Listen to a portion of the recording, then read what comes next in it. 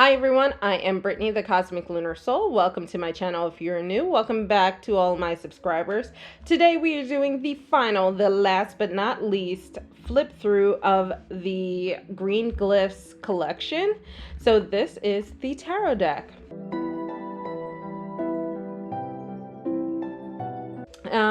All of the decks come in this swing tab, magnetic, side tab, flip, whatever box.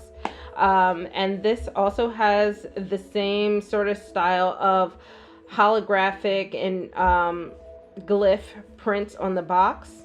On the back here, we see that this is the Green Glyphs Tarot sample cards, and it says that it's a 78 card deck and includes a 120-page guidebook. So it's going to be a bit of a chunky monkey, and you can tell by the thickness of the box.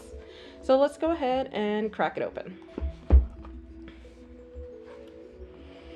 So we have here some, like, just a nice little poem or whatever you want to call it. It says, "The world is infinite and yet incredibly small. It contains everything we know and all we have yet to know. May these cards reveal the universe unfolding all around you, and may these cards teach you all that must be unlearned in order to move through time with an open heart and ready mind."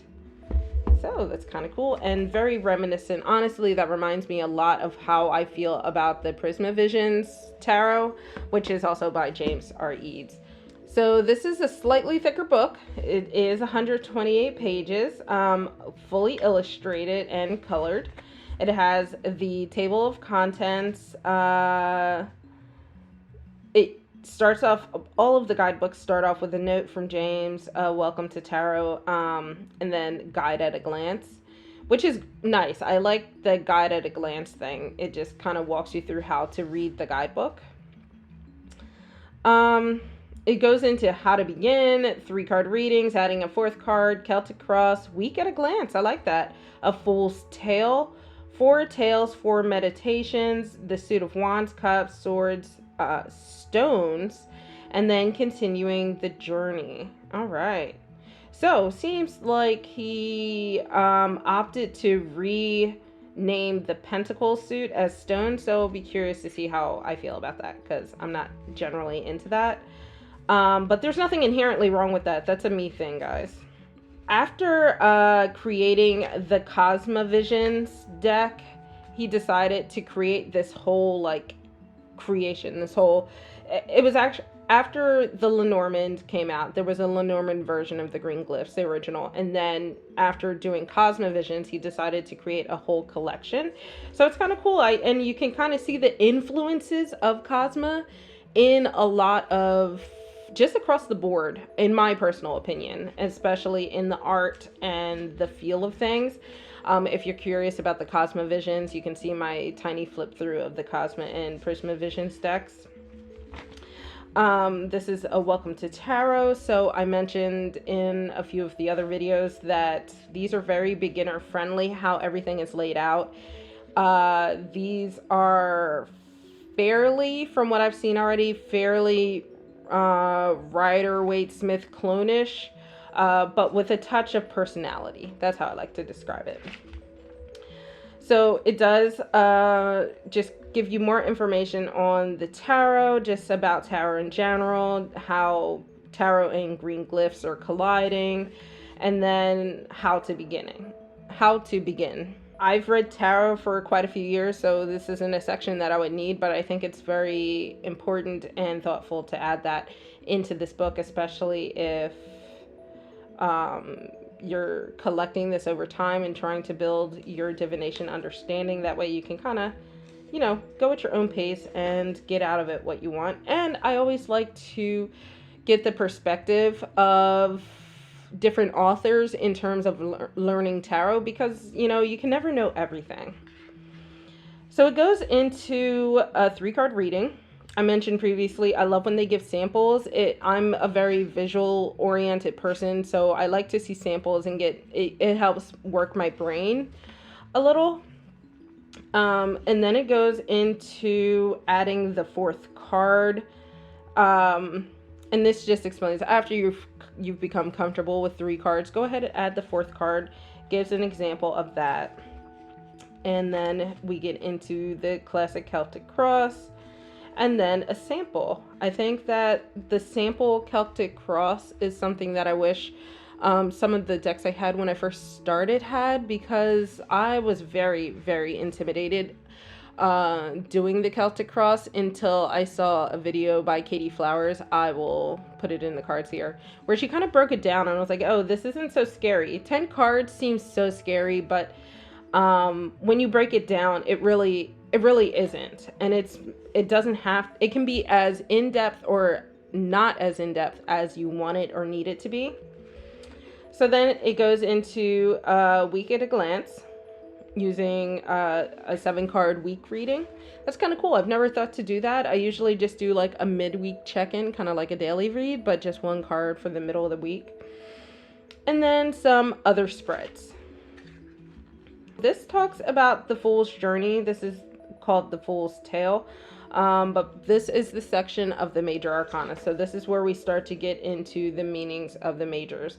This guidebook, all the guidebooks and the glossary over here are set up all the same when you get into the meaning of the cards. You have the glyph, you have the name, a few sentences, the keywords, the upright keywords, and then the reverse or shadow. However, I believe the runes called it something else. They didn't call it a reversal. They called it, but that's essentially what it was. This is like a happy medium. If you've watched my other flip throughs, you know I don't really like the flowery stuff. I don't want novels to explain the card. While that's good information, my brain doesn't work like that. Give me keywords and I will create this story myself. Give me the keywords of the reverse and I'll create the story myself. I don't need to be given this story. But I know I have buddies who are the exact opposite. The keywords don't fill in enough for them. They need to almost read the story and then pull the keywords out of the story. So having both, I think, really caters to both types of people, types of readers. I think having the glyphs there, as I've gone through these flip throughs, I'm starting to just fall in love with the glyphs more and more, especially after doing the oracle flip through. I'll put it here. It just, I don't know, it really just set something off in my brain where I just really, I'm starting to see, I feel like that meme of the guy with the red string everywhere, you know. I'm starting to see all of the connections between the decks now. It's starting to make a lot more sense, even though I saw it on paper, but I'm starting to feel it, is really what I'm saying. So everything is set up the same. We'll go into the minors. We start here with the minor arcana. We have the 4 tales and 4 meditations. This is basically talking about the story of the minors and how the green glyph specifically is creating that story. It says for wands, this is the tale of how humans found magic and is represented by the suit of wands.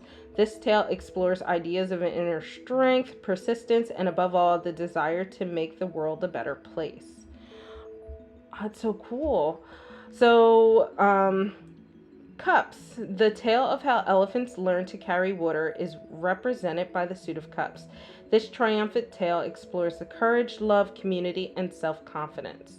Ooh, okay. I'm very excited to flip through these cards. Swords. The tale of how the stars were made is represented by the suit of swords. This emotionally charged tale moves through difficult feelings of self-worth, grief, pain, and most importantly, coexistence. And finally, stones. The tale of how the sea formed the land is represented by the suit of stones. This tale explores balance, gratitude, and the karmic release of giving more than you have. So at the beginning of each section, there's a poem or a meditation that you can use that is based off the general lesson of the suit.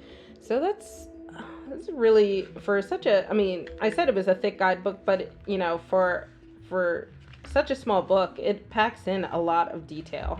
This is wands. I already read that this is how humans found magic. Here is your poem or, you know, meditation before you get into it. And then we get into the actual wands. So if you notice here, the glyph is all the same for the minors. All of the wands are the same, even for the court cards. So the structure of the page is the same. I like that each minor is still devoted to one page. A lot of times only the majors get get a full page, but I appreciate, nonetheless, I appreciate the one page dedicated to each minor. Here we have cups, and of course all of the same thing, all structured the same: glyph, name, few sentences, keywords, and reversed. So again, in the back we have continuing the journey. This includes some tarot apps, which is really cool, some helpful websites. It lists my favorite, Labyrinthos, and then also lists a very popular one, Biddy. So if you're curious about other resources, it also includes some books as well. Let's go ahead and get ready for our flip through.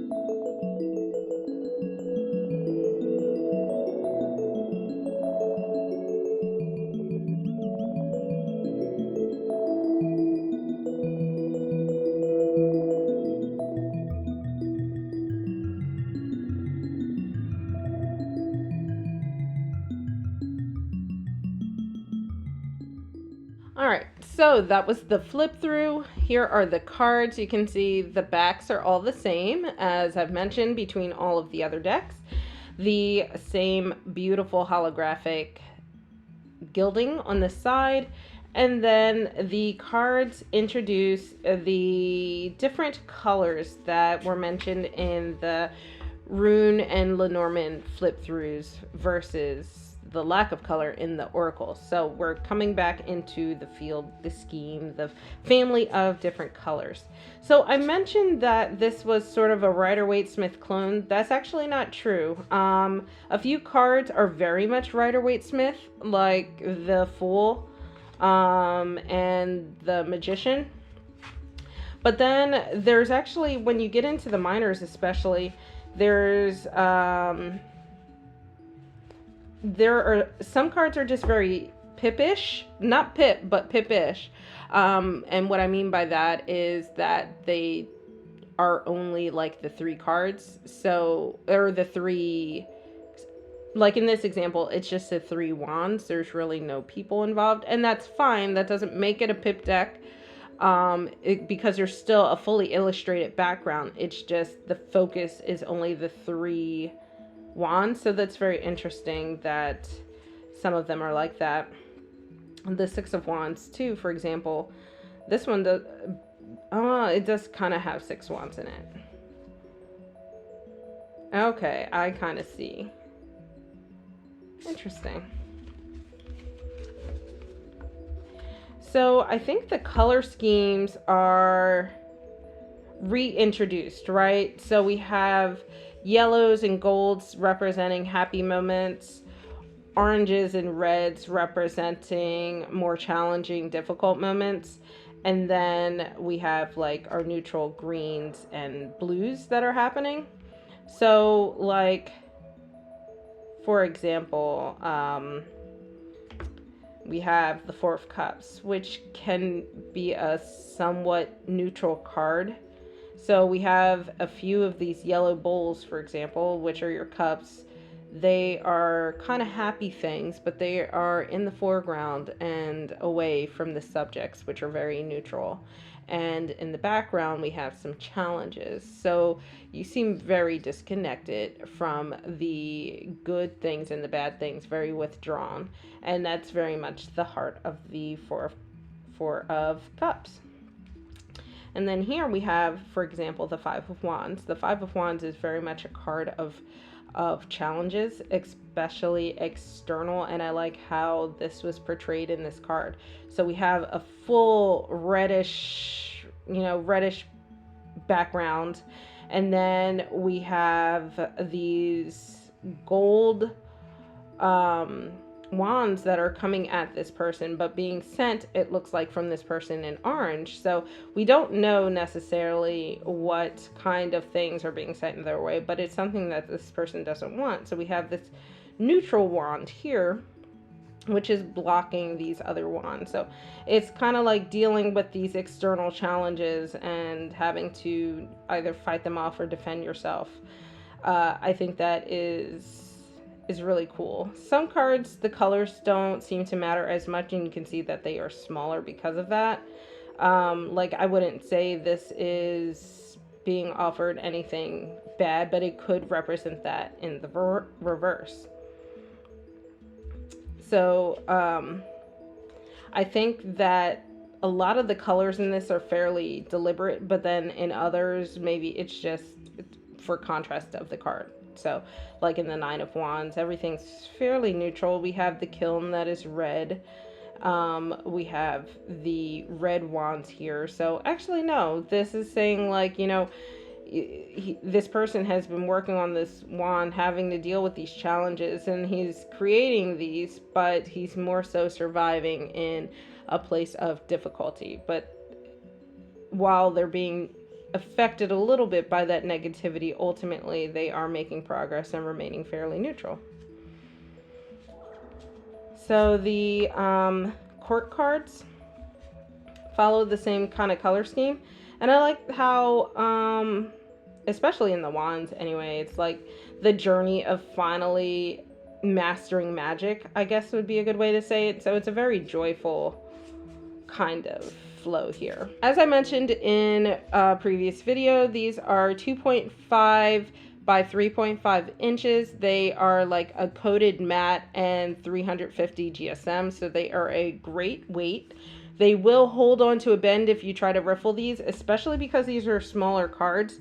They are going to take to a bend much quicker because you're bending more of the card, if that makes sense. So I will probably always just shuffle these overhand like this. It's probably the easiest way to do it. I haven't decided yet if I would use this deck with reversals or not. So for now, probably just keep it upright because this is the best method to shuffle, in my opinion.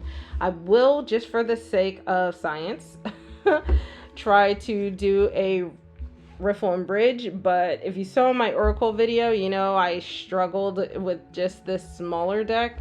So this Chunky Monkey, I don't think it's gonna do very well. But let's see. Yeah, there's no bend in that. That's not happening. But you can do like a slow shuffle like that. It'll be a good way if you are trying to get reversals into your deck. That would be a good way to do it. And basically all that looks like is you're not bending it. You're just kind of letting them go. So you're just, you know, like that, just letting them drop. But I do love these cards. I think that they would go very well with, obviously, all of the other things that I've already flipped through, all the rest of the collection. I think some of the cards would be challenging if you are a newer reader because there's so little to go on image-wise, but I do know a lot of people really love that. I've mentioned that I am a very visual person, so I like a little bit more background, more foreground, more subjects, whatever, just more. So I would probably be weary of this if I was a newer reader, but it doesn't bother me so much as, I guess I would call myself an intermediate reader. It doesn't faze me so much. I think that because it fits so well with these other decks that it creates its own world that I think I could pull so much from. So it's actually probably a little beneficial that there's fewer things to go off of in the cards because there's so many other things that could complement it. And for those of you that are less visual oriented like I am, I think this would be a really great deck to add to your collection.